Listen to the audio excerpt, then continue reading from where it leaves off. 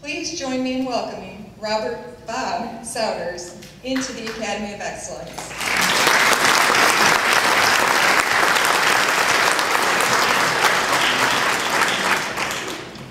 I know this will horrify my wife, but the Cardinals are winning 5-0.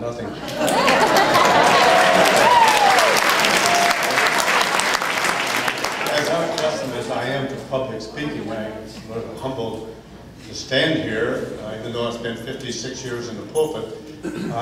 It's still unnerving to stand to the peers and to these other recipients of great awards that are honored people. And I'm grateful to a God who gave vision to someone long life's way, our ancestors, to establish McKendree College, McKendree University now, and through the years we've had some outstanding leadership. I've been a part of that leadership, or knowledge of that leadership, since 1945. My father was there, and we could not have a better leader in the times in which we live today, leading this wonderful university, highly recommended by all the people across this country, Dr. Dennis. Well, I'm honored to have friendship with you, Dr. Dennis, and McKendree College. I'm also honored to receive this award, but it's not something I've earned from and above myself. It's something McKendree instilled into us when we were there, and Dr. Stimson Smalley and Wayne Artis, a few other professors that we had there that taught us. Well, I remember Smalley taught us Greek. I don't know if Edwards has Greek under Smalley or not, but I did, and it's still Greek to me.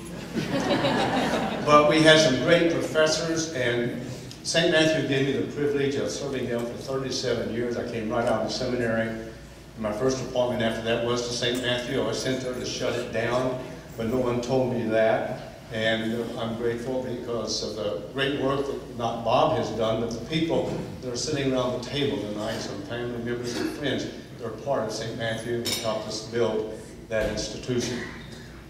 My love affair with McKendree began in 1945 when my father left the Dam 52 as head dam tender to become a clergyman in the United Methodist Church.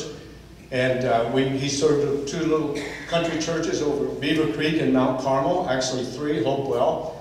$950, he was making a great salary in those years. Went to McKendree, graduated in 3 years, summa cum laude, and then anticipated that the rest of us that would come along would also graduate summa cum laude.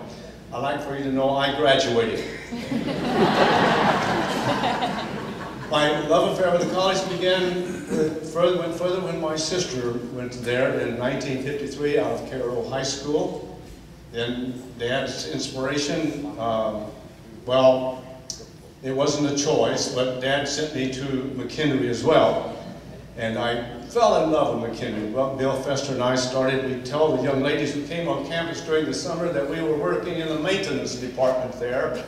Actually, we were cutting the grass. That inspired those ladies so much so that actually it was on Labor Day 1954. You know how McKendree was in those days, no meals on the weekends or holidays. And here a bunch of us had to stay on campus because too far to go away back to our homes. And a bunch of us decided in late afternoon we would go up to see the Cross-Eyed Angel. One of those young ladies, rather attractive young lady, but I was so small, in fact, about her size, I had no way of thinking that she didn't pay attention to me, but she made a suggestion that we should race up to the graveyard. Nobody started running. I thought, I felt badly for that girl. So I started running. I chased her. I won the race. I got ahead. You know where the mausoleum is, where you can just kind of get inside and not be seen? I hid in there, and when this young lady came to look in, I jumped out, and she jumped in my arms, and she became my wife. Not then, it was a few years later.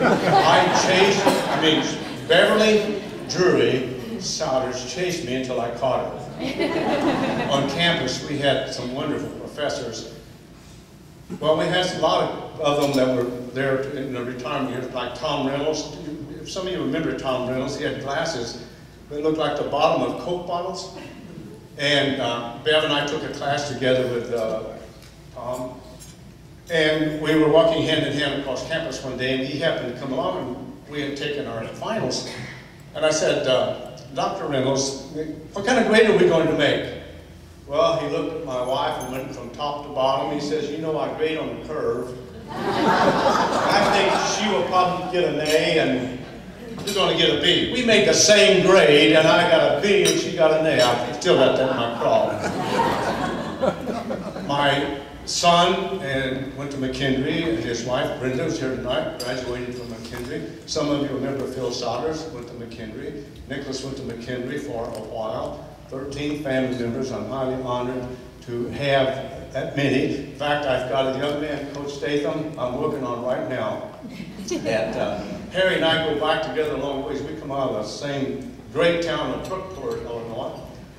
I'm working on my grandson, Jared. He's about 6'6" now. He's a sophomore in high school. He's got 3 left feet, but you've got to do something with him. I just am honored to receive this and be a part. I love McKendree College. I was a student recruiter while I was on campus. I went to every youth camp in Southern Illinois to recruit young people. I got $50 for every student that would come. I made 30 times $50 was how much? I was so excited. I bought a 1951 Chevrolet. Well used, but that's what I did with it. I love McKendree. I still recruit for McKendree. The staff I had at one time at McKendree, in fact, Dennis and Ars Price are here tonight. On my staff, I had 4 staff members who were from McKendree, and 62 members of St. Matthew were either students of McKendree or graduates of McKendree, including a man that I want to mention in closing, Bob Dozier. Bob Dozier and Donna Fay go back all the way back to our beginning years in McKendree. Bob's not doing very well, and I would covet, as I'm sure Donna would, your prayers for Bob, that he, in these days that are very difficult for him, that God will see fit to be merciful to Bob Dozier. Thank you. God bless you, McKendree. I love you.